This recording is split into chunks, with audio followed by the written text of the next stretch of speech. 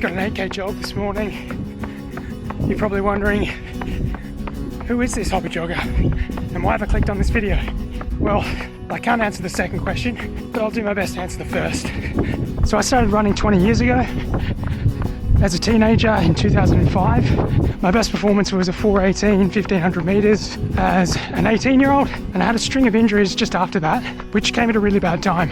I was heading off to uni, meeting lots of new people, making new friends, and I stopped running. So I've been running for 3.5 years up until that point, and I just stopped. Got into music, and that became my hobby, and I was pretty serious about that.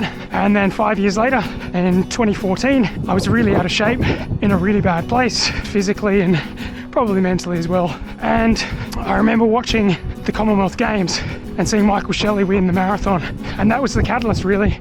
That kind of inspired me to think, I want to change my life, I want to get out of this rut that I'm in, and I want to start running again. And it was horrible for about 3 years. It was just setback after setback.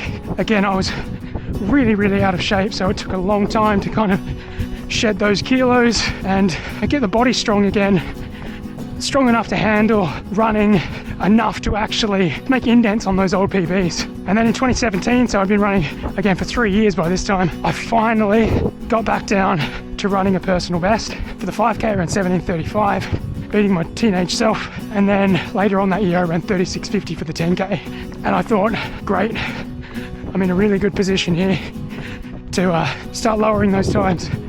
And it didn't happen. I stagnated there for about 5.5 years, despite doing everything that I thought was right. It was basically, I was following just a standard training week. I wasn't doing anything remarkable, but I wasn't doing anything silly, at least I thought, and I just couldn't get any better. I was training so hard, and I just wasn't making any improvements, doing those really hard VO2 max sessions every week, hammering myself and just getting nothing for it.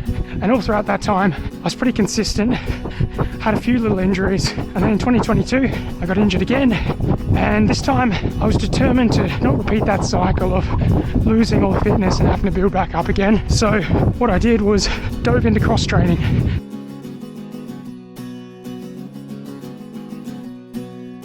I bought a bike and really quickly just jumped up to doing 10 to 12 hours of riding. And I really enjoyed it. I think I'd probably like cycling almost as much as running if there were no cars on the road. And so once I started running again, I kept a fair amount of cycling in and got on Zwift even. And then I started doing a modified version of the Norwegian double threshold, where I would do a running session in the morning and a biking session in the afternoon after all of my hard days. So I was getting lots and lots of volume of intensity, and also a fair amount of easy volume with additional cycling as well. And I gradually started to reduce the amount of cycling, but I kept this volume of intensity in, and it worked.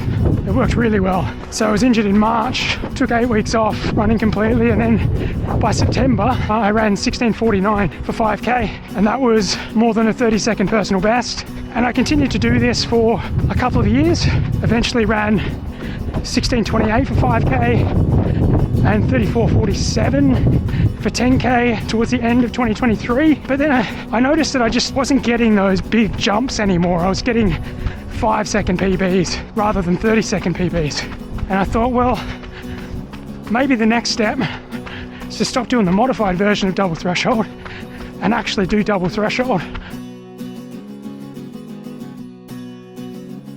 So I took that leap of faith, knowing full well that the risk of injury is probably going to be pretty high, but I tried to be really conservative with how I did it at first. And then after 9 weeks, I'd done 12 double threshold sessions. I jumped into a race in Melbourne at Albert Park, and I ran 33:19. So this was in 9 weeks, and I ran almost 90 seconds faster than my personal best.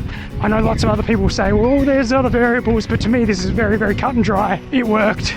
It worked very well. Then after that, I went into the track season, started trying to include some more VO2 max stuff, because I thought, well, I need to peak so that I can run faster. And I didn't really get any faster. I stagnated again. And to me, once again, the variable that I'd included that I wasn't doing before when I was progressing really well was this VO2 Max training. And for whatever reason, it just doesn't agree with me. And so I ended up lowering my 5K personal best a little bit, got it down to 16:08. But based on that 33:19 in September, I thought I should be breaking 16 pretty much immediately and then progressing on from there. But it just didn't happen. And so after the track season, I decided I'm just going to dump VO2 Max completely and I'm going to start doing just more and more threshold. And I came across this thread on Let's Run called Modifying the Norwegian Approach to Lower Mileage. I'll go into more details later, but basically there was a guy who'd come up with this system where he was just doing 3 sub-threshold sessions a week and everything else easy. But his whole idea was he was trying to maximize his training load. So he stumbled onto Christopher Ingebrigtsen's training, who's brother of Jakob Ingebrigtsen, and noticed that he was doing these sub-threshold sessions, 3 of them a week in singles. And he thought, well, that seems very similar to sweet spot training in cycling. And so he started to do this, and he went from 18:50 in the 5K down to 15:01, and he just ran a 2:24 marathon in London earlier in the year. And I thought, I've been doing double threshold, but I've been doing quite a bit of LT1 training in the morning, and that's not really, doesn't seem to be doing a lot for me. Maybe I'll try this so I can maximize the amount of LT2 I can do. That is training at the anaerobic threshold. That seems like you get more bang for your buck. So I started doing this 12 weeks ago, and after 4 weeks of doing it, I ran another 10K personal best. So that improvement curve picked up once again. It doesn't seem like a lot, but honestly, I think I wasn't in any better than 33:30 shape for 10K coming off the track season. And then as soon as I started doing more threshold training again, once again I get my improvement curve picking up. So that 32:56 for 10K was now 7.5 weeks ago. I've been doing this Norwegian Singles Approach all the way through. So it's now, by the end of this week, it'll be 12 weeks. And I'm going into the Lakeside 10 on Sunday, hoping to run another personal best. Based on how the training's been going and how my threshold has just gotten better week on week, I think I should run a fairly significant PB, but who knows?